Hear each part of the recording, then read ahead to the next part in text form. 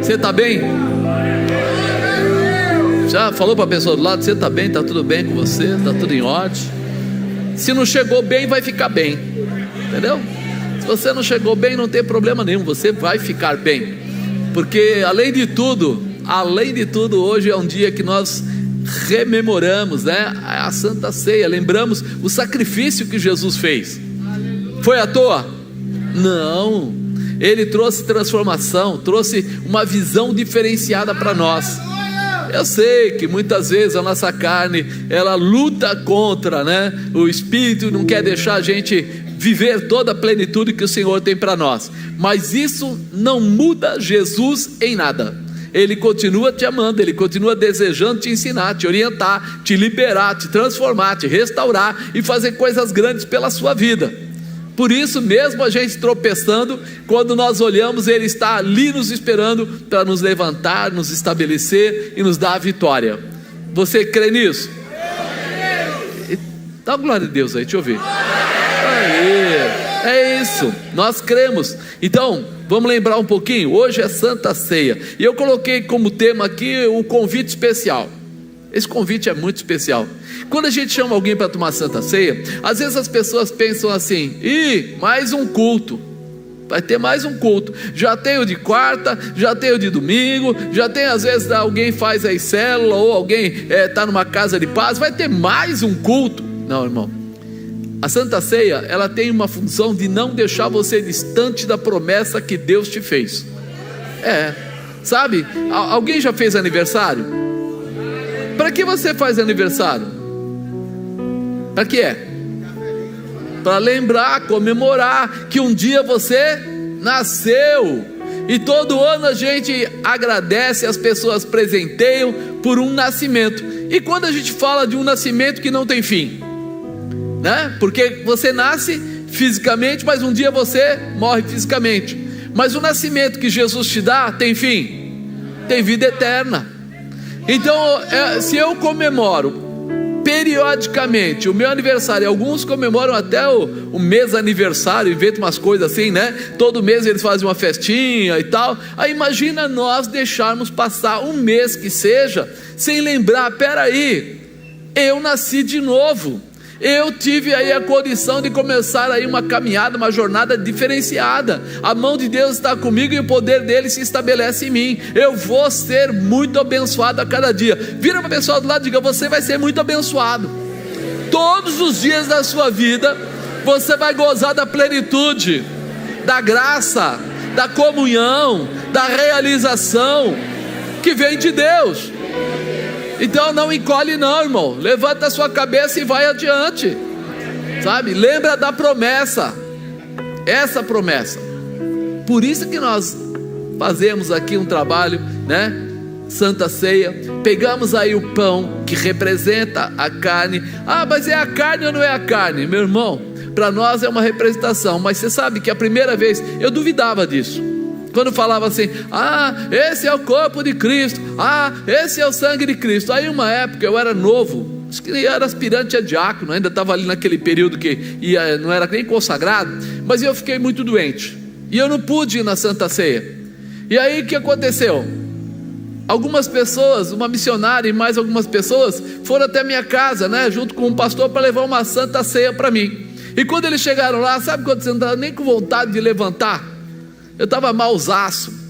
E aí ela falou assim: senta no sofá só para ouvir uma palavrinha e depois você deita de novo. Eu falei: bom, tá bom. Crente é chato, né? Não é? Crente vem falando que Jesus vai operar toda vez, vem ou não vem? Aí ela falou para mim: Jesus vai operar. Eu falei: tá, vai operar, tá bom. Eu estou aqui malzaço e ela fala que Jesus vai operar. Aí eu sentei no sofá assim, né, aquela caidaço, ela falando, eu ouvindo, parte sim, parte não. E ela falou assim: ei, agora você vai ter parte com o corpo e com o sangue de Cristo, e aonde ele entra, o milagre acontece. Eu falei: amém. Ela falou: amém, então toma. Me deu na mão um pedacinho do pão e me deu o cálice. Fez a oração, eu tomei. Não deu 2 minutos, 1 minuto, parece que tinha tirado com a mão assim, pum.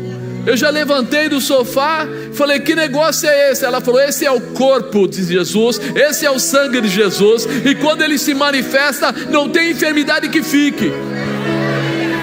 Aquele dia, meu irmão, eu entendi o que era uma Santa Ceia.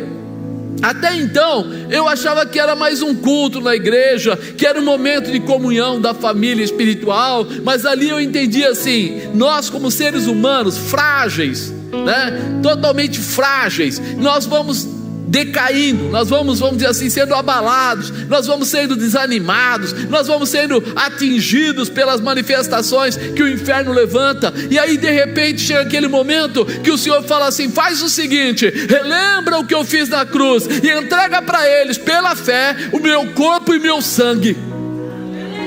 Por isso, quando a gente toma parte com a ceia, nós temos que parar de conversar, nós temos que parar de ficar olhando para a esquerda, para a direita, de ver quem é que cantou bem, quem cantou mal, quem está bem vestido, quem está mal vestido, porque agora nós estamos entrando numa dimensão diferente.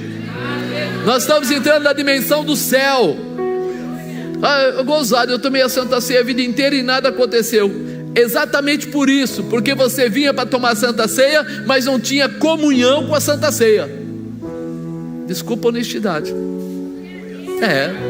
Você vinha tomar a Santa Ceia, mas olhando como é que estava o irmão, o som hoje não está bom. Hoje não está bom. E a cantina hoje é comida japonesa. Eu nem gosto de comida japonesa. Esquece, meu irmão, desliga, sai fora. Você agora está na dimensão do céu. Você agora está na dimensão. Comece a entender, sabe? Você está subindo junto com Jesus. Jesus está indo para aquela cruz, você está olhando do lado. Na verdade, você agora é o sirineu. Você está carregando aquela cruz junto com ele e dizendo: o que é que eu estou fazendo aqui? O que é que eu estou fazendo aqui? O que é que eu estou fazendo aqui? E daí de repente tiram você, levantam a cruz, colocam Jesus e o sangue dele é derramado, e nunca mais a vida do sirineu foi a mesma.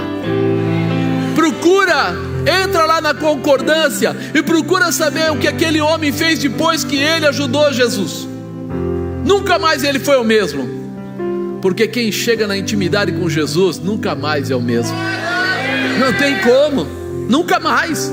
E aí nós começamos a entender o que é a Santa Ceia para a vida daquele que crê. Daquele que crê que Jesus Cristo é o Filho de Deus, que veio a essa terra em carne e sangue e que veio para nos salvar. Sabe? Para esse, isso aqui é exatamente um vácuo espiritual, um pedaço, né, do céu fechado para aqueles que creem entrar na dimensão pela fé, entrar na dimensão por aquilo que o Senhor falou. Ele falou para fazer isto em memória de mim. Ele estava dizendo: eu sou o mesmo, eu não mudei, eu não mudo e eu não vou mudar. Toda vez que você se lembrar, lembra de mim salvando a sua vida, lembra de mim derrubando o inimigo da sua vida, lembra de mim preparando um lugar para você no céu, lembra de mim ficando à direita do Pai, lembra de mim como seu único e suficiente intercessor para mudar a tua história hoje e para todo sempre. É isso que ele está falando para você hoje. É isso. E nós precisamos estar abertos para isso. Jesus, ou Deus, Ele nunca se afasta de nós. Nós é que nos afastamos dEle. Porque Ele é onipresente, onipotente, onisciente. Ele está em todos os lugares. Mas quem sai da presença dEle, sou eu saio. Eu começo a tomar atitudes que, vamos dizer assim, satisfazem a minha vontade, mas foge da orientação que Ele nos dá. Então, escolhas são nossas. Jesus deu a sua vida para que fôssemos salvos, pudéssemos andar com o Pai, tendo intimidade e recebendo todas as maravilhas que Deus tem preparado para nós. Mas infelizmente muitas pessoas não conseguem valorizar este relacionamento com Deus. Você já reparou? As pessoas gostam de valorizar esse relacionamento normalmente quando estão na pior. Se você for ver, quando a pessoa está morrendo, mesmo que ele seja o maior ateu ou à toa, alguém da família vai procurar um pastor, às vezes até um padre, para que vá lá fazer uma oração. Fala: mas é ateu, para que vai fazer oração? Não acredita em Deus, para que fazer oração? Todo mundo pode dizer que é ateu, mas sabe da onde vem o poder, da onde se manifesta o poder. Pode ser bandido, pode ser prostituta, pode ser o que quiser, pode ser drogado. Ele sabe da onde vem o poder. E é isso que nós estamos precisando dimensionar para o nosso coração. O quanto eu valorizo esse poder, o quanto eu valorizo, não ele nem ela. O pastor Marcelo falou: servo bom e passa para o gozo do seu. Você entendeu? Quando você é servo bom e é fiel, então você entra na presença e fica com ele. Ele dá essa dimensão para você. Olha o que fala aqui em Lucas. Vamos pensar um pouco no convite frustrado, num convite que machucou, né? Lucas 14:16. Porém ele lhe disse: um certo homem fez uma grande ceia e convidou a muitos. E à hora da ceia mandou o seu servo dizer aos convidados: vinde, que já tudo está preparado. E todos a uma começaram a excusar-se, a desculpar-se. Disse-lhe o primeiro: comprei um campo, preciso ir vê-lo, rogo-te que não me hajas por escusado. E outro disse: comprei 5 juntas de boi, vou experimentá-los, rogo-te que me hajas por escusado. E outro disse: casei, portanto não posso ir. E voltando aquele servo, anunciou essas coisas ao seu senhor. Então o pai de família, indignado, disse ao seu servo: sai depressa pelas ruas, bairros da cidade, trazia-me aqui os pobres, e os aleijados, e os mancos, e os cegos. E disse o servo: Senhor, feito está como mandaste, e ainda há lugar. E disse o Senhor ao servo: sai pelos caminhos, atalhos, e força-os a entrar, para que a minha casa se encha. Porque eu vos digo que nenhum daqueles varões que foram convidados provará a minha ceia.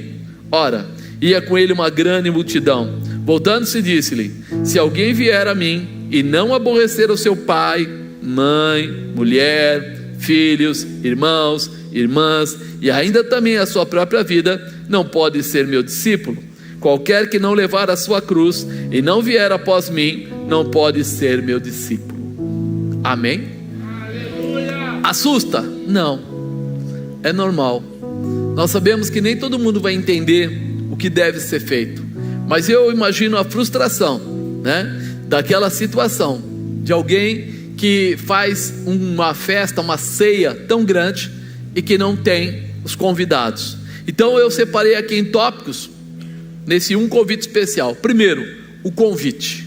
Diga: o convite. Porém ele lhe disse: um certo homem fez uma grande ceia, convidou muitos, e à hora da ceia mandou o seu servo dizer aos convidados: vinde, que tudo já está preparado. Quando a gente olha para isso, a gente começa a pensar: algum dia você já fez alguma festinha, ou alguma coisa, um almoço, ou um jantar, convidou a pessoa, e na hora que você falou assim: ó, chega meio-dia em casa, quando foi meio-dia ele não apareceu? Aleluia. Como é que você ficou naquele momento? Você combinou com a pessoa, você botou a panela no fogo, você colocou a carne, você fez todo o seu trabalho lá, comprou até a Coca-Cola zero, fez todo aquele negócio, e de repente a pessoa não aparece. E aí você fala assim: liga lá para saber como é que tá. E aí a pessoa liga lá e o cara fala assim: não, é que eu tive que ir em tal lugar, e aí eu... Mas você me desculpa, né? Como é que fica o seu coração? Pretinho, não é? Fica tudo escurinho lá. Fica desejando assim: tomara que ele tropece, bate a testa no chão e tal, né? Aquelas coisas, que ele coma a pipoca, mas não esteja envenenada. Aquelas coisas bem tranquilas assim, né? Que as pessoas ficam, né, indignado. Eu fiz tudo isso e ele não veio, né? Agora você olha para cá e vê esse homem dizendo assim, né? A hora da ceia mandou o servo dizer aos convidados: vinde, que tudo já está preparado. Quem faz a ceia prepara os enfeites, as cadeiras, as mesas, a comida, a bebida, a sobremesa, e normalmente faz com a visão de servir e abençoar os convidados. Faz sempre o melhor. Faz melhor ou não faz? Até quando a gente não tem muito dinheiro, a gente passa o cartão, faz alguma coisa para servir a pessoa que vai vir na nossa casa. A gente quer atender bem. E ele fala aqui: puxa, já estava tudo preparado. Ele só mandou avisar: ó, Lembra que eu falei da ceia que eu ia fazer? Pronto, está pronto, vem para cá agora, vem participar agora, vem comer junto com a gente, vem. Se trouxermos essa situação para o espiritual, imagina um pouco, lá no começo, quando você vai ver o Evangelho, fala que Deus preparou uma mulher chamada Maria. Lembra de Maria? Maria era casada? Não era casada. Mas Deus olhou para ela e viu o coração dela como alguém especial. Deus enviou o Espírito Santo na vida dela. Maria gerou Jesus. Maria orientou Jesus durante grande parte da sua vida. Jesus cresceu em graça, em conhecimento. Jesus se batiza, recebe o Espírito Santo, é levado ao deserto para ser tentado por Satanás. Começa o seu ministério. Jesus, ele separa 12 apóstolos. E depois ele ensina os 12 apóstolos. E depois disso, ele faz muitos milagres, libertações e etc. E Jesus depois é crucificado. E Jesus ressuscita. Ao terceiro dia, ele sobe ao céu. E aí é hora de nós cearmos com Jesus. Ele convida a gente para a ceia. É hora da ceia. Mandou o seu servo dizer aos convidados: vinde, que tudo já está preparado. Será que você entende agora o que é isso? O que nós estamos falando aqui não é simplesmente um culto. Nós estamos falando aqui, vamos lembrar da Maria, nós estamos falando do Espírito Santo ir lá, nós estamos falando de alguém que gerou um filho de uma forma totalmente diferente, sendo mal visto pelas pessoas que o conheciam. Nós estamos falando de alguém que trabalhou para que ele pudesse crescer em graça, em conhecimento. Nós estamos falando de Jesus entrando em cada uma dessas situações, a chegar nos milagres, a separar os discípulos, a fazer tudo isso, até mesmo ir para a cruz. E aí na hora que chega assim para você, é hora de nós cearmos com Jesus. A pessoa diz o que para você? Hoje não dá não, cara. Pô, tem tanta coisa para fazer. Você vai querer que eu pare a minha vida por causa de um convite qualquer? É um convite qualquer? Não é? Então comece a pensar espiritualmente o que Jesus está desejando fazer com você. A gente está pensando que a ceia é uma mesa, que a ceia é um culto, que a ceia é a tua obrigação de vir aqui, mas na verdade não é isso. Nós deveríamos cear todos os dias, ou seja, ir na direção de Jesus todos os dias. Nós deveríamos sentar com Ele, nós deveríamos valorizar o que Ele fez, nós deveríamos abrir mão de certas coisas que fazemos, porque nos distancia da ceia, da intimidade. Então nós começamos a entender que quando essa palavrinha tão pequena para nós cristãos, né, lá representava uma comida, alguma coisa assim, porque ele estava dando por parábola. Mas aqui nós entendemos que representa a nossa salvação, a vida eterna, a nossa transformação, a nossa liberação, a nossa libertação, tudo aquilo que nós precisamos. Então nós precisamos parar um pouco e pensar. Não precisamos sofrer mais nada, porque toda a festa já está preparada por Jesus. Diga: eu não preciso sofrer mais nada, porque Jesus preparou a ceia e abriu a porta para que eu pudesse passar, e eu sou liberado para ser abençoado. Precisamos apenas aceitar o convite. Fala para o irmão do lado: aceita o convite. Aceita logo, participa dessa ceia, entra nessa intimidade, vai para a presença do Senhor, come o maná que Ele preparou para você, recebe os enfeites e toda a glória que Ele colocou para a tua casa, para a tua família, para a tua esposa, para o teu marido, para o teu filho, para a tua filha, para os teus pais, porque o que Ele tem para você é honra e glória, é bênção para você.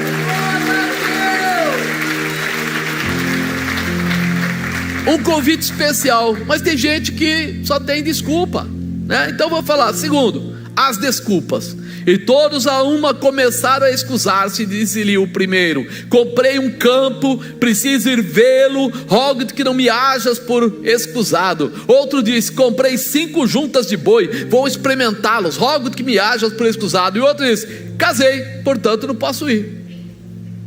Olhando para essa cena, podemos até sentir a tristeza do dono da ceia, né? Quando a gente olha para isso, a gente imagina a tristeza dele, em ver seus amigos, familiares não valorizarem o sacrifício para que acontecesse a ceia.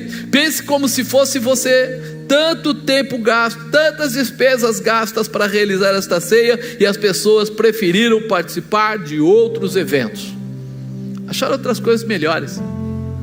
Tem gente que fica assim: ora por mim, ora por mim, ora por mim. Aí você fala para a pessoa: vai lá na igreja no domingo. Ele fala: pô, domingo não dá. Aí ele ora por mim, eu estou com problema, minha casa, minha família. Aí você fala: tá, eu oro. Mas vai lá na quarta-feira. Ele fala: pô, cara, na quarta-feira eu trabalho e tal. Aí você fala: então vai no domingo de manhã. Ah, domingo de manhã é o dia que eu durmo até mais tarde, porque eu estou tão cansado. Então vai no domingo à noite. Ah, domingo à noite e na manhã eu tenho que trabalhar, e eu também não quero ir dormir tarde. Mas não esquece de orar por mim. Que Deus essa pessoa está querendo? Se a pessoa fizer isso com você, compra um santinho daqueles, tipo o Santo Expedito, e dá para ele. Fala assim: para não ficar gastando tanto tempo, eu vou te dar logo o Santo Expedito. Leva, já dá para ele. Porque o que ele quer é se encostar. Ele não quer realmente mudar de vida, ele não quer crescer, ele não quer transformar a sua casa, ele não quer mudar a sua família. Ele quer que você fique de empregado dele para dar a ele a ceia que ele precisa. Nós precisamos mudar isso. É a desvalorização e a falta de reconhecimento do sacrifício para que tudo pudesse ficar pronto. Desvalorização. Amar a Deus sobre todas as coisas. Então, peraí, eu preciso entender, eu fui chamado não para quando eu puder, mas olhar para Deus e dizer: Ele é o Senhor da minha vida. E se Ele é o Senhor, Ele é o primeiro. Ele tem essa prioridade. Tem gente que fala: Deus é o primeiro, mas se vier uma festinha, uma bebida, alguma coisa, Ele muda tudo. E nós precisamos entender isso. Nós podemos todas as coisas, mas nem todas as coisas me convêm. Eu separo aquilo que me distancia, me atrapalha, não me deixa na presença do Senhor, porque é com Deus que eu quero andar. Mas a falta de valorização desta amizade, que preferiu convidá-lo ao invés de outras pessoas. Já pensou? Aquele homem, ele poderia ter convidado muitas outras pessoas, mas ele escolheu aquelas pessoas. Jesus escolheu você. Jesus tem escolhido pessoas e mandado evangelistas, homens e mulheres de Deus, irem até essas pessoas para dizerem para eles o tanto que Ele ama, o quanto que Ele quer abençoar. E ele fala assim: eu não tenho tempo, mas esse negócio de crente é muito chato e tal e tal. Ele nem valoriza o que Deus quer fazer por ele, nem valoriza que Deus disponibilizou pessoas para irem até ele e libertá-lo, livrá-lo, restaurá-lo, transformá-lo. Ele começa até a pensar: será que vale a pena? Tem tanta coisa boa no mundo, né, irmão? Tem tanta coisa boa no mundo. Tem coisa boa no mundo, tem compras para fazer, tem prostituição, tem bebida, tem tanta coisa boa para fazer no mundo. Mas parece que todas essas coisas, o fim delas é a morte. Quem bebe demais vira dependente químico. Quem usa droga demais vira dependente químico. Quem anda no meio de lugares perigosos, mais cedo ou mais tarde pode acabar morrendo por uma bala perdida ou qualquer outra coisa. E você começa a achar situações que você fala: espera aí, que de bom tem nisso? Agora vamos olhando aqui espiritual. Deus preparou o banquete, e quando tudo já havia acontecido, convidou um povo para participar da ceia. Vocês lembram? Jesus, de que nacionalidade ele era?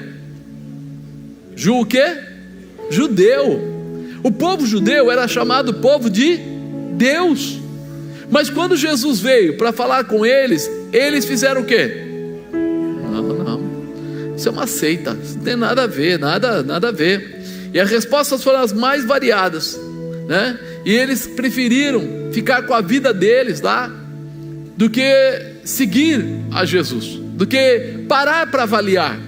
Eu lembro, primeira vez que eu fui para os Estados Unidos, e eu fui para uma igreja, chegou lá, tinha um rapaz lá, estava lá já há uns 6 meses, e ele era muçulmano no passado, e eles começaram a me apresentar. Falou: esse aqui é o fulano, falou um nome difícil lá, que eu não lembro nem direito, né, para falar. E ele morava, acho que era no Irã, e de repente a família dele era muito rígida, e um dia alguém chegou para ele e falou assim: Jesus Cristo é o Filho de Deus. E ele falou: negativo, não é. E aí o camarada, para evangelizar ele, fez uma sacada muito legal. O povo muçulmano, eles oram muito. Eles não são aqui nem nós cristãos, que se ora um dia, no outro dia tem que descansar porque orou. Eles oram todos os dias. E se chegar no Ramadã, então piorou, porque é jejum desde manhã até a noite, né? Orando e sem comer nada, e fazem isso o mês inteiro. E até o cachorro faz jejum, porque eles colocam o cachorro no jejum por obrigação, a família inteira, só se estiver doente. Se não estiver doente, vai participar do jejum. E aí ele falou assim: já sei que eu vou falar para ele. Você vai orar porque você é uma pessoa de oração. Ele falou: sou mesmo. Então você vai orar e vai perguntar para Deus se Jesus é o filho dele ou não. Se Deus não responder, fechado, Jesus não é o filho de Deus. Ele falou: eu topo. Você sabe que eu oro todo dia, isso não vai ser nenhuma dificuldade. E aí ele foi e fez isso. Chegou no quarto dele toda noite, colocava lá de 1 hora, 2 horas de oração, perguntando a Deus se Jesus era o filho de Deus. E passou o período todo e não aconteceu nada. E ele, no último dia da oração, ele falou assim: agora eu sei que eu estou certo e aquele meu amigo está errado. Jesus não é filho de Deus coisa nenhuma. E aí ele fez a oração dele lá no tempo dele, deitou na cama, e quando ele pensou que ia dormir, um clarão entrou dentro do quarto dele. E ele falou que ele não conseguia enxergar, tal era a claridade que estava lá dentro, era muito forte. E aí ele falou assim: o que está acontecendo? Ele falou: você não perguntou? Jesus é o Filho de Deus. Ele caiu da cama, ficou desesperado, a luz saiu do quarto e ele saiu correndo e correu para a casa desse amigo dele durante a madrugada, bateu na porta para falar para ele: eu tenho que te dizer uma coisa, Jesus é o Filho de Deus. E esse amigo dele falou assim: fala mais baixo, porque você está falando muito alto e a vizinhança toda aqui vai ouvir. E ele falou: não, todos têm que saber que Jesus é o Filho de Deus. Quando ele volta para casa, a irmã dele, pequena, tinha ouvido e contou para o pai. E o pai dele falou: você não vai envergonhar a família, nós vamos matar você. Ele correu para o quarto, trancou a porta, e o pai chamou os irmãos dele para poder arrombar a porta para matar ele. Ele pegou só o passaporte, enfiou no bolso da calça, pulou a janela e foi embora para a casa do amigo. O amigo conseguiu dinheiro, colocaram ele no avião, mandaram ele para os Estados Unidos, e ele estava vivendo lá nos Estados Unidos. E a frase que eu falei para ele é assim: olha, é muito difícil alguém converter um muçulmano. E ele falou: é por causa de pensamentos como o seu que as pessoas não são convertidas, porque na verdade você tem que acreditar no que você fala.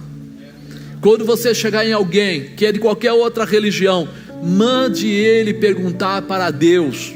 Deus nunca vai deixar ele sem resposta. E ele falou: nesses meses eu já aprendi a falar um pouco de inglês, estou aqui evangelizando muçulmanos nos Estados Unidos. Aí eu te pergunto, amado, você vai continuar colocando impedimentos ou vai deixar Deus ser Deus na sua vida? Porque o caso dele acabou naquele momento. Ah, mas ele perdeu a família. É verdade, a família dele não quis mais saber dele. Mas a palavra aqui disse, né? Nós lemos agora há pouco, que de repente vai ter que deixar pai, deixar mãe, deixar tudo. Quer dizer, não é que ele deixa, mas se ele é expurgado, ele tem que continuar por aquilo que ele crê. Ah, apóstolo, mas o senhor é a favor da família se separar? De jeito nenhum. Mas há uma coisa: não exista família de nenhuma religião que possa te levar até Jesus. Jesus é o caminho, a verdade e a vida. Sem Ele não há salvação, sem Ele não há vida eterna, sem Ele não há realização. E é isso que nós precisamos abrir o coração para entender. Então as respostas das pessoas, como foi falado aqui, né? De repente as desculpas, você ouve hoje: ah, vou ver que eu comprei um terreno no interior, ah, eu comprei um terreno na praia, ah, eu tenho um carro novo, vou dar umas voltas, vou a um aniversário. Nossa, você não imagina, caiu justamente o aniversário nesse dia. Não, meu patrão pediu para eu estar lá, tudo bem, era o dia que eu ia fazer a Santa Ceia, eu ia fazer a casa de paz, eu ia fazer isso ou aquilo, mas aí veio o meu chefe e disse que eu tenho que fazer hora extra. Nós começamos a ver aqui desculpas: estou cansado, né? Vou receber visita em casa. Desculpas, nós temos inúmeras. Coragem para lutar contra elas é o que está faltando na gente. Porque aqueles homens, os 3 ali, deram 3 desculpas fantásticas, mas eram apenas desculpas. Imagine como o Senhor se sente quando Ele convida seus queridos para participar de algo especial com Ele, e as pessoas dão estas respostas. Quanta gente está se desculpando?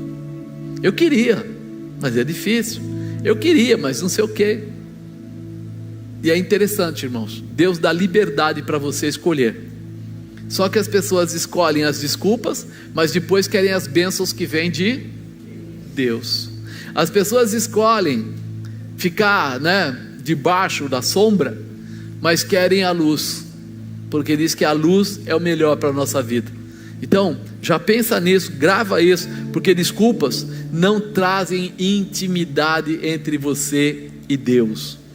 É uma condição de mudança. Ainda outro dia, eu estava conversando com o Ismael, e ele falou assim: tem vezes que a gente parece se sente meio sozinho. Eu falei: eu lembro, eu aceitei a Jesus, e meu pai não era evangélico, e os meus irmãos também não eram, e de repente, hoje a pastora Nilza é pastora e está aqui com a gente, mas na época nem ela era casada, e meu irmão fazia festas no interior lá na casa dele, churrasco e tal, todo mundo ia para lá, mas eles perceberam que eu era chato, porque eu falava de Jesus, eu não tinha tempo, eu queria ir para a igreja, eu tinha Santa Ceia, eu tinha isso, tinha aquilo. Então eles fizeram algo mais fácil, cortaram, não convida mais esse cara, e cortou.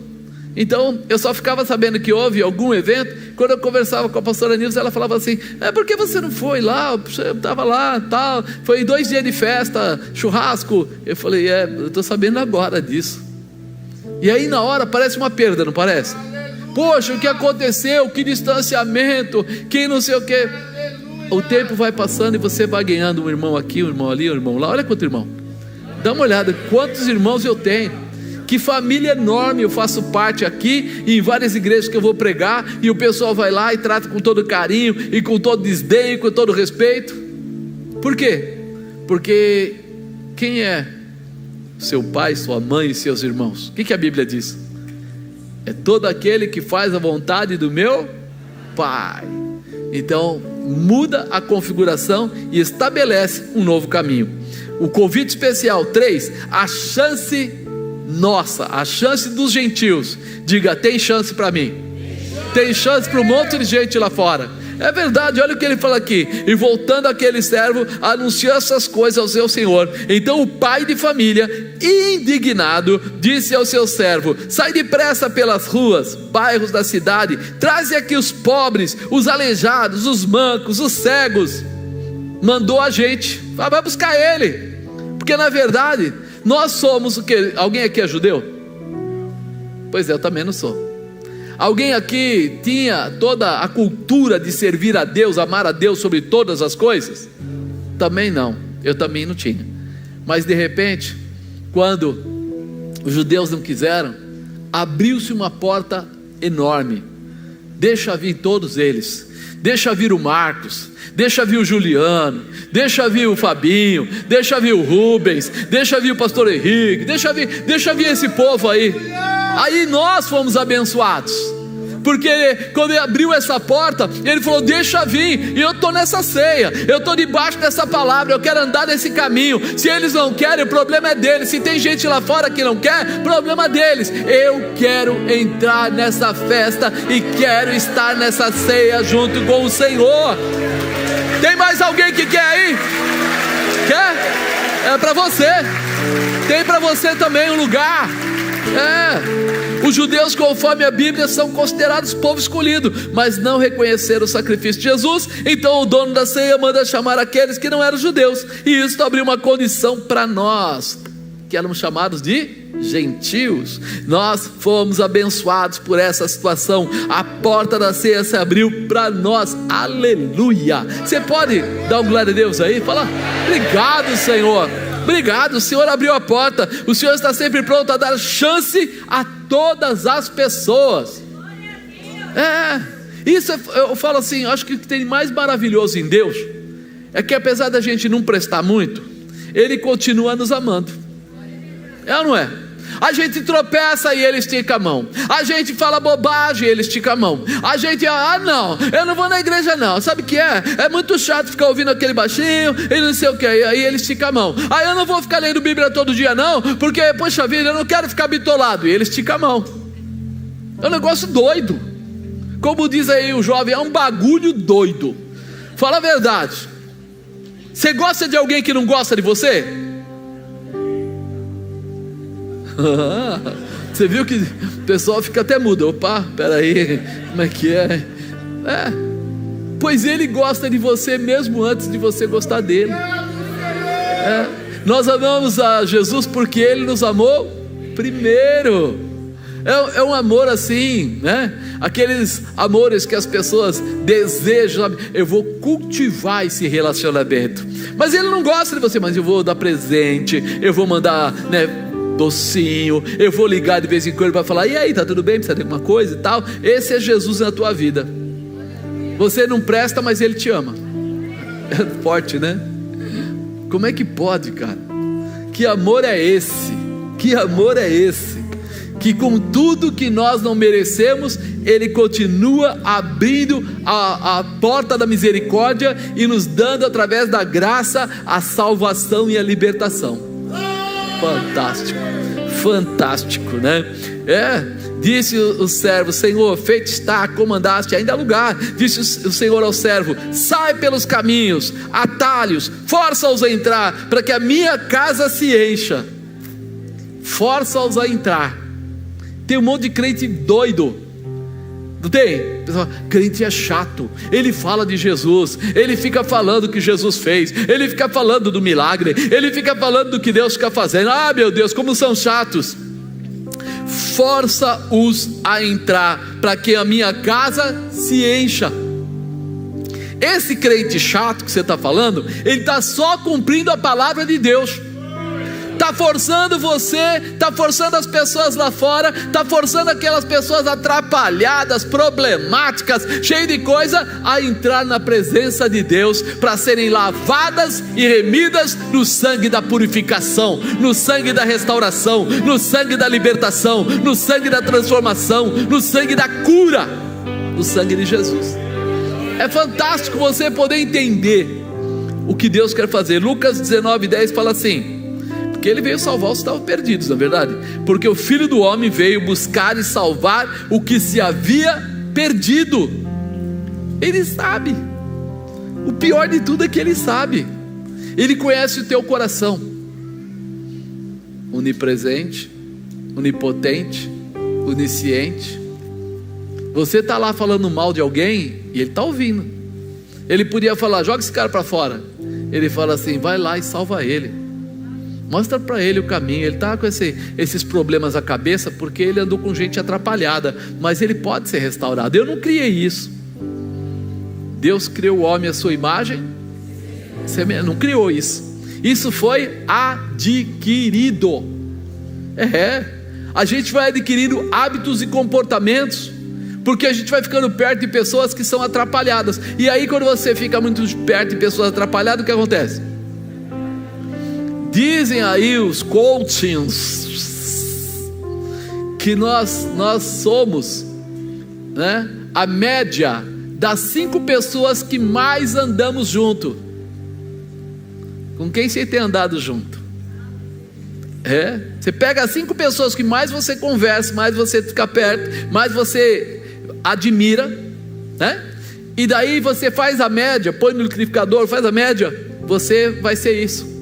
Por isso que é cuidado com quem você anda, cuidado com quem você compartilha, porque se você começar a ter pessoas que se tornam, entre aspas, aí, os seus ídolos, que têm liberdade de falar o que pensa, que têm liberdade de ensinar o que é errado, daqui a pouco você está sendo tão errado quanto eles. Isso acontece muito na faculdade com a garotada. Eles entram no meio de gente que vai formando, né? Que é todo mundo ser esperto, todo mundo ser ágil demais, fazer coisa errada, e ele vai ficando lá no meio. Daqui a pouco ele não percebe, mas ele está tomando aquilo como verdade para a sua vida, porque isso é científico, tá? Isso não é espiritual, isso é científico. Os psicólogos psiquiatras, psicólogos explicam isso. Então cuidado. O senhor está falando lá do céu. Não, estou falando aqui da terra mesmo. Estou falando de hábitos, comportamentos, coisas que marcam você. Mas Jesus, sabendo disso, o que ele fez? Olhou para nós e falou assim: ele não é o que parece. Ele está pecador, mas ele não nasceu para ser pecador. Por isso eu vou buscar o que se havia perdido. Eu vou colocar a palavra na vida dele, vou colocar pessoas ministrando ele, vou colocar a sabedoria, a graça do Deus Todo-Poderoso, e ele será lavado, restaurado, transformado e abençoado.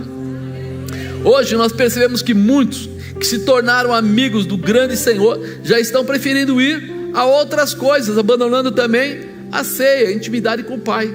É verdade. Tem gente, um monte de gente aí que se converte e ao longo do tempo fazem o quê? Se desconverte. Não, mas sabe o que disseram? Uma vez salvo, sempre salvo. Essa é a maior brincadeira de Satanás com as pessoas. É a maior brincadeira. Porque quando ele fala assim, uma vez salvo, sempre salvo, a pessoa acha: já aceitei Jesus, já fui na igreja, agora não preciso mais. E aí a pessoa faz o quê? Baixa a guarda. E quando ele baixa a guarda, é quando o inimigo tem liberdade de tomar a vida dele. Então a primeira coisa: você é salvo pela graça, pelo amor, pela misericórdia de Deus. Mas se manter salvo, agora é tua obrigação. É a parte que te cabe. É aquilo que você deve fazer. Você deve preferir Deus do que as coisas do mundo simplesmente. Você deve valorizar os ensinamentos e deve se fortalecer na presença do Senhor. É fácil. Pega um jogador de futebol. Ele foi, treinou, cresceu, se tornou um bom jogador de futebol. Depois disso ele pode dormir? Não vou mais treinar, já sou jogador de futebol. Ao contrário, ele tem que treinar todos os... Para quê? Para não perder o que ele ganhou, para continuar ativo naquilo que ele faz, para continuar sendo bom naquilo que ele realiza. E espiritualmente, a mesma coisa. Você veio do nada? Vim. Veio meio podre? É verdade. Tinha um monte de problemas? Sim. E aí você veio e aceitou Jesus? Aceitei. Aí o Senhor te colocou numa posição privilegiada, você foi liberto, saiu todos os demônios, agora você realmente tem a presença de Deus. E o que você vai fazer? Continuar, perseverar. Você vai orar, você vai se vigiar, vai ser vigilante naquilo que você fala, com quem você anda. Apóstolo, então eu não posso mais andar com as pessoas? Querido, às vezes você trabalha numa empresa, tem 1000 pessoas, 10.000 pessoas, você não tem como dizer não vou andar com ele, mas você tem que ser a diferença. 1000 cairão à tua esquerda, 10.000 à tua direita, e você? Então você entende, você não é igual, você é diferente, você é escolhido do Senhor, você persevera na sua fé, você anda dentro da palavra e da verdade, por isso você é diferente. Diga para a pessoa do lado: você é diferente. Olha bem no rosto dele e fala: você é diferente. Ele tem que sentir que ele não é igual, porque senão ele vai andar no mundo, vai querer ser igual a todo mundo, e ele não é igual. Nós somos diferentes, nós temos uma unção, nós temos um privilégio, nós estamos debaixo da manifestação da presença, nós fomos chamados para crescer e viver realizando tudo que o Senhor nos deu. Você tem uma autoridade que você às vezes não utiliza. A palavra de Deus diz que nós podemos tudo naquele que nos fortalece. O que é tudo? O que é tudo? Como assim? O que é tudo? É uma palavra tão pequena, quase inexplicável, né?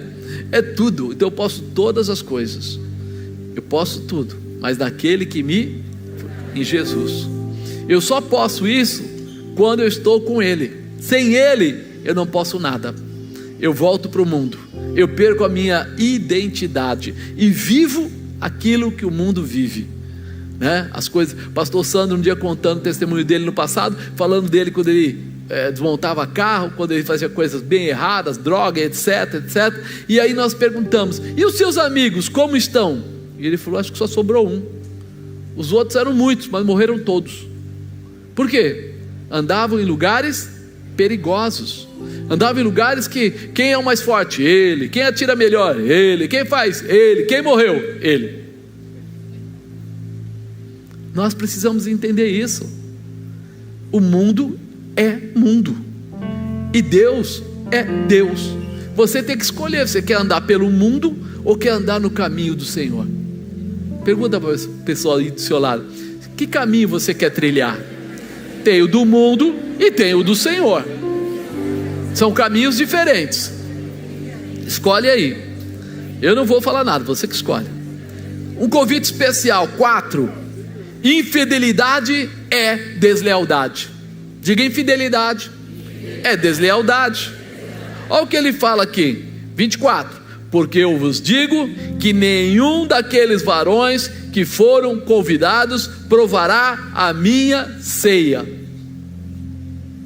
Aqueles que foram convidados e largaram e foram embora, ele está dizendo: não vão tomar parte comigo, não vão mais ter liberdade de entrar. Quando Jesus fala sobre comportamento, a gente vai em Apocalipse 3,16, olha o que ele fala: assim, porque és morno, não és frio, nem quente, o que vai acontecer? Vomitar-te-ei da minha boca. Por que ele está dizendo que vai vomitar? Porque ele falou assim: se você é frio, você vai ter o cuidado da conversão e do apoio. Se você é quente, você já está comigo. Mas se você é morno, ele nem é e nem deixa de ser. Ele sabe o que deve fazer, mas não faz. E aí Deus, fala aqui em Apocalipse que ele se indigna. Mas por que se indigna? Porque quando você é ignorante a um assunto, você é perdoado daquilo. Mas quando você sabe daquilo e você toma a atitude, ou seja, faz aquilo, então você é irresponsável, então você não valoriza, você é ingrato, você tem um comportamento inadequado. Por isso ele fala: não vai ficar comigo, vou jogar para fora, não vai participar. O Senhor está falando com aqueles que conhecem o dono da casa, são amigos, sabiam da ceia, por isso receberam o convite, mas desvalorizaram, foram infiéis, desleais ao relacionamento que tinham com o Senhor da ceia. Aquele momento era um tempo de comunhão, de gratidão para com o Senhor, que os estava chamando para um momento tão especial. Será que tem algo em comum com os dias de hoje? Você tem visto aí quantas pessoas já conhecem a palavra, já foram alcançadas, mas querem trazer para dentro da igreja, está trazendo para dentro da igreja o pecado, a mentira, o engano. Estão tentando misturar a igreja com o mundo. Mas o que tem de errado? A gente começa a ouvir e prestar atenção, e aí o pessoal fala: lá naquela igreja, lá longe, uma igreja de renome, papapá, os músicos, duas pessoas do mesmo sexo namoram, em cima do altar, tocando para Deus, glorificando a Deus, mas com comportamentos totalmente fora do propósito de Deus. Lá naquela igreja, e o pastor foi lá, pega todo o dinheiro, sumiu, foi embora, deu no pé, com o recurso deixou a igreja na mão. Tem coisas que as pessoas fazem, acham que são coisas apenas físicas, mas elas têm vamos dizer assim, uma comunhão, uma ligação com o espiritual.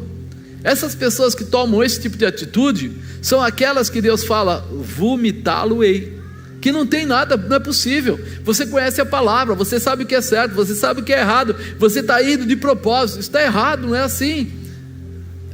Tropeçar é uma coisa que todas as pessoas podem ter. Se estabelecer no tropeço é que é errado. Aceitar isso como parte da sua vida é que não pode acontecer.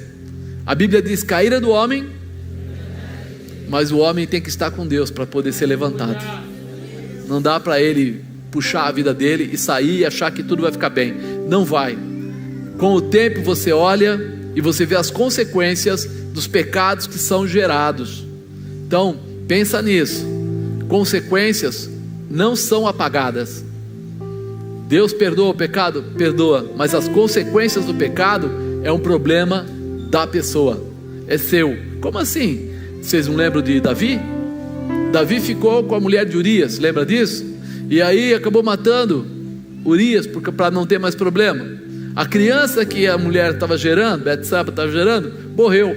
Acabou o problema, resolveu o problema. Não, a filha dele foi estuprada pelo filho dele num outro palácio dele, e dali em diante começou a desencadear toda uma dificuldade, porque aí o outro irmão matou esse irmão, e aí esse filho ficou rebelde e quis o trono do pai. E toda essa confusão é gerada por um começo: a rebeldia de Davi em não obedecer à voz de comando de Deus, e não se comportar como ele deveria se comportar. E aí nós começamos a ver, um abismo chama outro abismo. Nós que somos conhecedores da palavra, temos que viver pela palavra. Mas às vezes dói, é verdade, tem horas que a gente fala assim: puxa vida, mas todo mundo faz. Já ouviu essa frase? Pois é, mas você não é todo mundo. Sua mãe deve ter falado isso para você alguma vez: filho, você não é todo mundo. Deus está falando para você: você não é todo mundo. Você é um escolhido, alguém separado, alguém que tem a intimidade revelada. Não seja morno, porque pela graça sois salvos, mas manter o relacionamento com Jesus é sua obrigação. Ele não nos abandona, mas muitas vezes nós abandonamos ao Senhor. Nós abandonamos. E às vezes as pessoas não acham assim: não, Deus não está preocupado com isso. Querido, não é Deus preocupado, são princípios.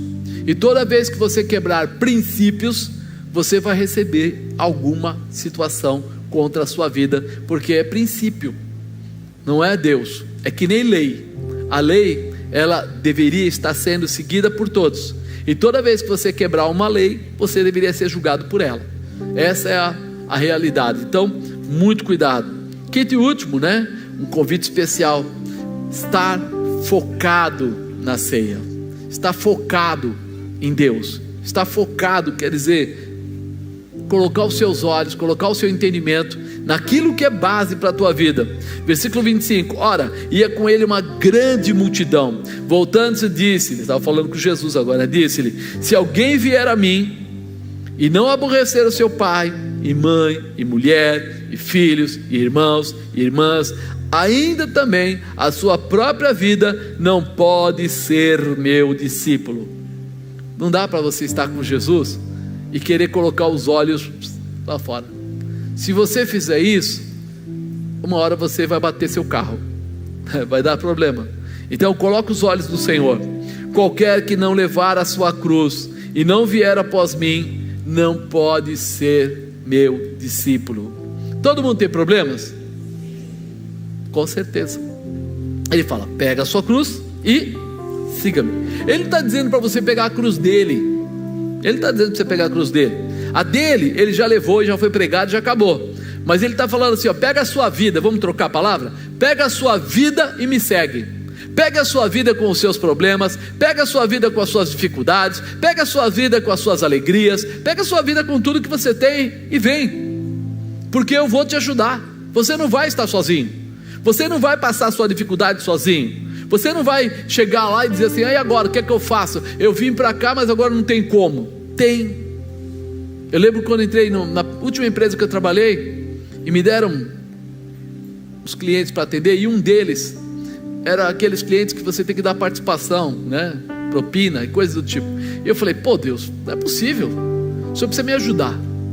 E comecei a fazer uma oração. Falei: Senhor, eu não posso perder o cliente, porque vai fazer falta no faturamento da empresa, mas o Senhor pode trocar o cliente. O Senhor pode me dar outro melhor que esse, e esse daqui eu vou dar um fim nessa história. E aí comecei a orar por isso fortemente. E Deus foi, primeiro, trocou o comprador que pedia o dinheiro. Já me ajudou muito, porque o novo não podia pedir mais. E aí abriu um novo cliente que tinha uma condição de faturamento maravilhosa, e que eu comecei a trabalhar com ele. E o meu diretor sabia que eu não queria mexer com isso, e ele falava assim: você não pode atrapalhar a empresa. E quando ele viu o que aconteceu, ele falou: cara, você é terrível. Eu falei: eu orei. Ele falou: trocou o comprador. Trocou. E agora veio a auditoria e está totalmente fechado esse negócio. Eu falei: graças a Deus, não vai ter mais mesmo. Esse negócio acabou.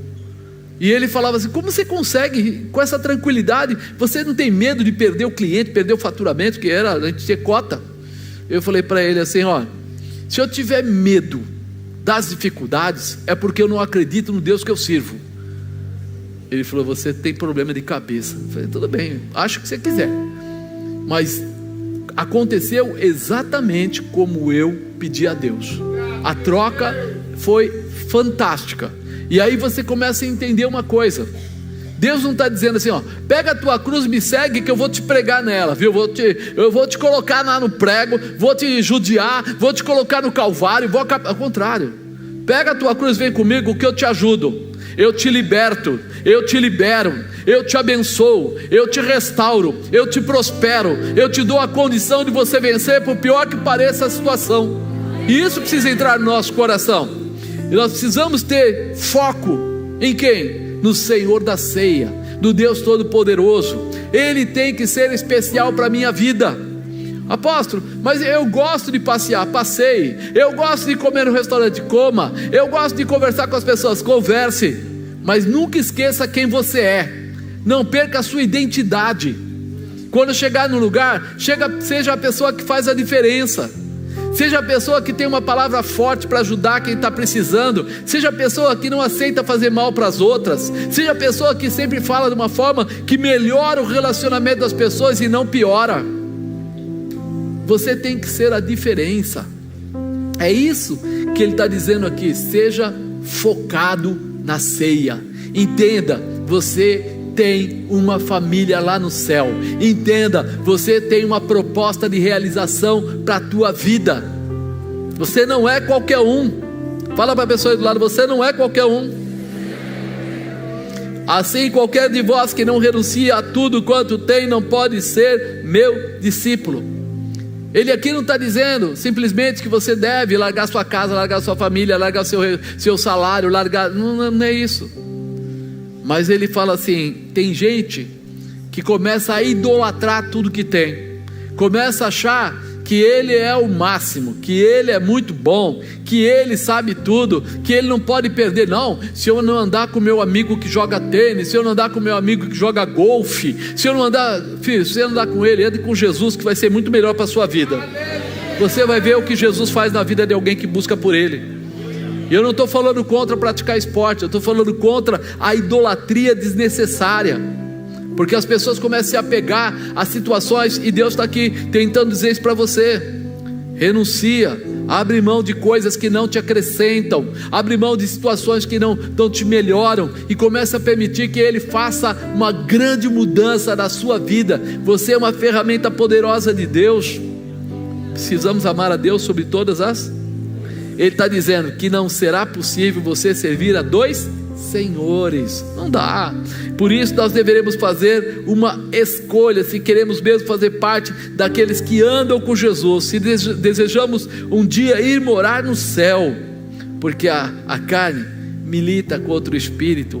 Então vamos sofrer ataques que terão como objetivo nos distanciar de Jesus. Fica ligado, fica atento. Que conversa é essa? Que amizade é essa que traz para você dificuldades no seu relacionamento dentro da sua casa? Nós precisamos valorizar o nosso casamento, valorizar nossos filhos, valorizar a nossa família. E eu falo para você, valorizar é amar de tal maneira que você vai orar muito para que também se convertam, para que todos se convertam, para que as pessoas não sejam simplesmente... Sabe, aquela pessoa que vem na igreja, mas que saco, eu vou porque meu esposo pede, porque minha mulher pede, porque meu pai pede, minha mãe pede, e aí você fica com um jugo. A igreja não é jugo. A ceia do Senhor, o lugar onde você fala com Deus, onde você recebe a manifestação de Deus, é paz, é saúde, é prosperidade, é realização, e é isso que precisa entrar no coração das pessoas, né? Teremos que estar focados em Jesus para vencer tudo que possa vir. Teremos dificuldades, mas com certeza já temos um ajudador. Precisamos segui-lo para seguirmos como vencedores, né? Qualquer de vós que não renuncia a tudo quanto tem, não pode ser meu discípulo. Nós precisamos repassar a nossa vida. que é que está fazendo? O que está comendo o seu tempo? O que está roubando a sua paz? Tem gente que fala assim, mas eu não tenho tempo, eu queria ter tempo. Dá uma chegada lá, pega as redes sociais dele, dá uma olhadinha quantas horas por dia ele tem de rede social. Não estou falando mal de ninguém. Quantas horas ele gasta no Netflix? Quando começa a série, eu já vi muita gente, crente inclusive. Não, quando eu começo a assistir, desculpa, eu não consigo. Eu vou às vezes até no sábado de manhã para acabar aquela série. Você consegue orar? Não tenho tempo. Se você não consegue falar com Deus, você está perdendo a possibilidade e a chance de pedir ajuda naquilo que você precisa. Transformação, fortalecimento, renovo, o que quer que seja. Então abre um espaço, libera realmente o espaço, fala, olha, tal horário agora é de Deus, essa série vai ser diferente, essa série aqui é de Deus, 1 hora por dia, ao invés de eu ficar na frente da televisão, e passa rápido, não passa? Fala a verdade, só entre nós, não precisa mostrar para ninguém lá fora, só a gente. Você sentou na frente da televisão, quando você olha, 1 hora já foi embora. Você fala, não é possível. Às vezes eu sento, em vez de assistir alguma coisa, eu vou pôr no jornal, eu durmo. Caramba, não pode, tem que ficar atento. Quando eu olho, já passou 40 minutos, 30 minutos, eu nem vi a televisão, só sentei no sofá, porque já é tarde. A gente volta para casa, já é tarde. E aí quando você vai fazer alguma coisa, comer alguma coisa, fazer alguma coisa, e sentar, já foi. Mas eu percebo assim, muita gente hoje está sendo dominada por essas coisas, pelas telas. E essas telas estão roubando a paz, porque não há conversa na família. Tem muito pai que não sabe nem o que o filho faz. É verdade. Ou você acha que essas crianças que estão saindo com faca na mão, querendo matar todo mundo, com máscara, com não sei o quê, o papai e a mamãe que não mexe nas coisas dos filhos é um alienado, é alguém que já foi dominado pela mente. Você imagina se tem um filho de 10, 12 anos e você não poder abrir a mochila e olhar o que tem lá dentro? Então você não é pai coisa nenhuma, não é mãe coisa nenhuma. Ah, mas eu preciso preservá-lo. Então ama ele de uma maneira tão especial que você vai olhar sim o que tem lá dentro, vai perguntar para ele como é que foi a aula, o que está acontecendo na escola. É por isso que está virando essa bagunça. Crianças de 13 anos, quantos anos? Já tem um plano há 2 anos atrás, 11. Aos 11 anos faz um plano para matar pessoas. Está normal isso para você? Você com 11 anos fazia o quê? Não dava nem aí, porque queria brincar, queria se divertir. O que está acontecendo com essas crianças? Estão ficando tempo demais nas telas, estão aprendendo, ou seja, não conseguem, um não para eles é uma ofensa. O quê? Não pode? Como não pode? Você está entrando na minha área, Não, filho, nós estamos aqui para te ensinar o caminho. Esse é o caminho. Papai e mamãe, desde pequenininho, deveriam abrir a mochila, deveriam ver com quem anda. Por quê? Porque você é o zelador dessa criança. Você já viu na televisão o que eles estão falando? Tem escolas aí contra a ordem do governo, segundo o que dizem, contra a ordem estão trabalhando a mente das crianças para trocarem de sexo. Eu não sou o que estou falando, não. Está saindo na televisão, está saindo na internet. Você sabe o que o seu filho pensa sobre isso ou não? Você já conversou com ele sobre isso? Eu nem sei porque eu estou falando isso, mas eu acredito que deve ter gente aqui que precisa acordar, porque nós precisamos ser o alicerce da nossa família. Já colocaram até na internet que quem orienta criança é a escola, o governo. Isso é uma tremenda mentira.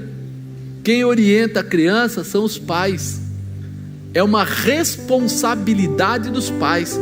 Não adianta querer terceirizar e jogar neles, porque, amados, ninguém vai ficar cuidando do seu filho de manhã, de tarde, de noite. Ele dorme na sua casa, ele fica do seu lado. Quando ele está lá com uma febre alta, quem é que cuida dessa criança? Ou o governo? O Estado vem lá? Ou eu vim dar o remedinho?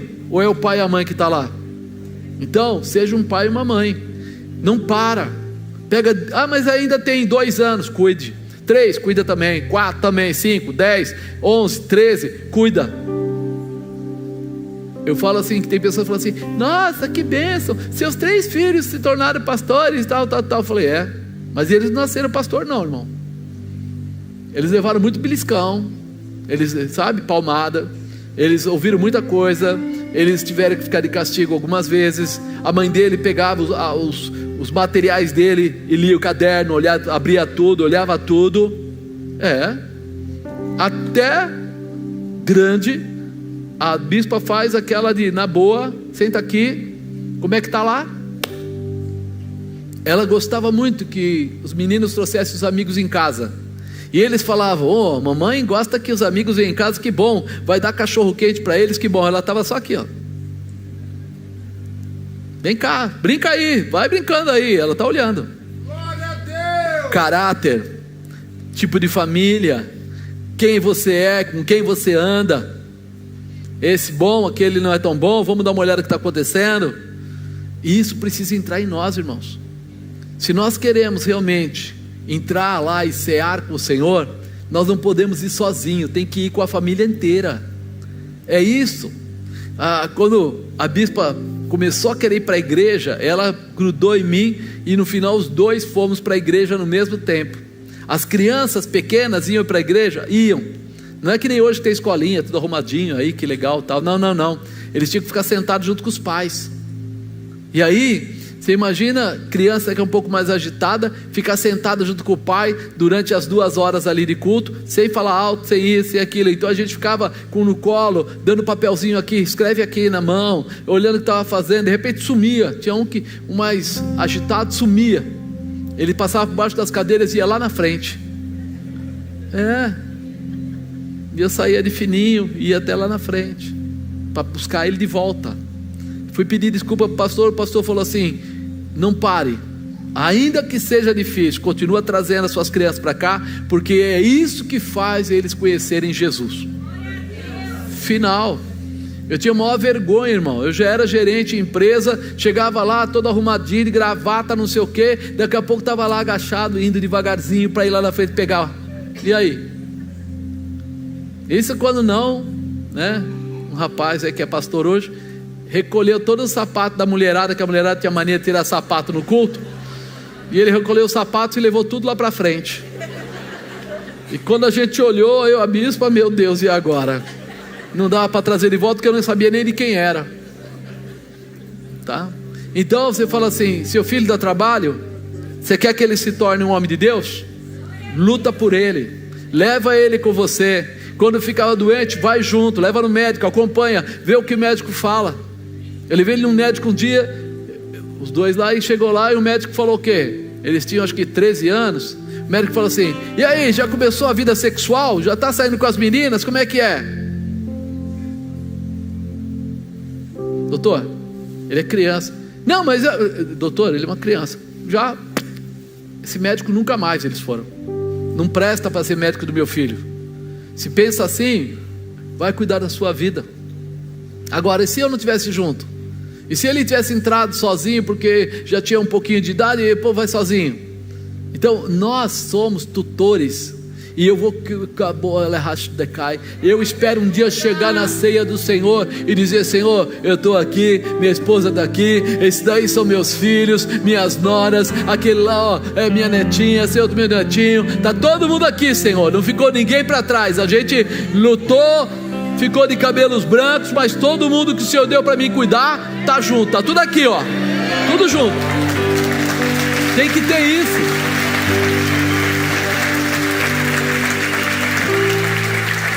Não abra mão do seu lugar na ceia do Senhor, mas lembra disso, você vai levar a tua família toda.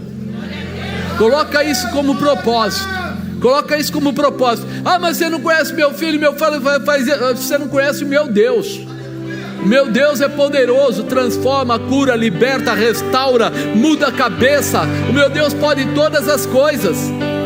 Então comece a apresentar agora o seu filho, o seu marido, sua esposa, seus pais para Deus. Senhor, eu não vou para essa ceia sozinho, o Senhor vai me dar essas vidas para irem também. Eles serão abençoados, eles serão transformados. Não é julgo não, é bênção. Eles serão prósperos, eles serão melhor. Comece a colocar isso para Deus, porque nós não queremos uma ceia de obrigação. Aquele jeito, sabe, você já deve ter participado de algum jantar que a gente vai lá porque se não for vai dar problema, as pessoas vão ficar falando contra. Então a gente vai, chega lá, senta no lugar que mandaram, nem gosta tanto daquela comida, é obrigado a comer aquela comida, come um pouquinho, fica lá, paga lá a tua parte, vai embora, fala, pronto, fiz minha parte. Não é isso. A ceia que nós queremos é de alegria, de gozo, de paz, de realização, de amor. Olhe para Deus como Pai, olha para Jesus como Salvador, olha para o Espírito Santo como teu Consolador. Então não é um lugar qualquer, é um lugar especial, onde a manifestação do Senhor vai se multiplicar e você vai se alegrar demais. Tome posse desse convite. Diga assim: eu tomo posse desse convite e eu vou cear com o Senhor, e será maravilhoso. Nada vai atrapalhar, nada vai impedir, em nome de Jesus. Amém? Crê nisso?